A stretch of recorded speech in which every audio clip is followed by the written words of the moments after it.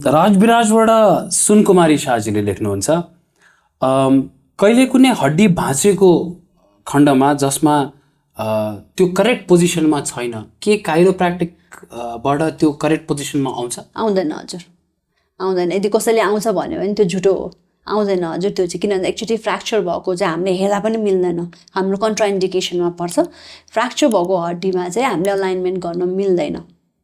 हजुरले एउटा एकदमै सही दिशातर्फ लिएर जानुभयो। अब मेरो पनि नराम्रो बानी छ, काहीँ के हुने बित्तिकै कटाक कुटो गरिरहेको हुन्छु, यसो ढाड पकाउँदा नि कटक आवाज आउँछ, त्यही आनन्द आउँछ, हल्का यताउति हल्ली नै हाल्छु होइन।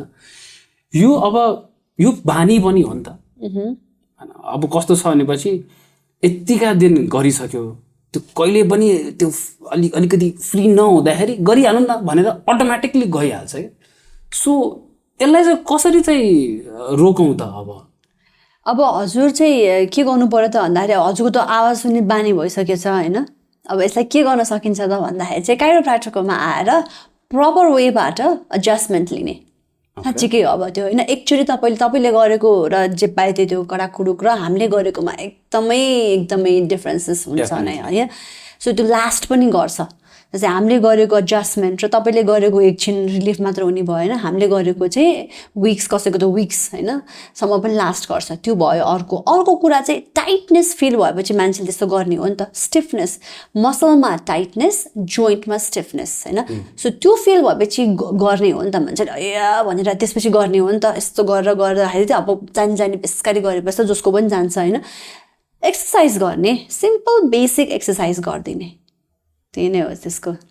सो एक्सर्साइजले नै खासमा धेरै कुरा सही गर्छ है? गर्छ राम्रो प्रपर वेबाट गर्नु पर्यो होइन।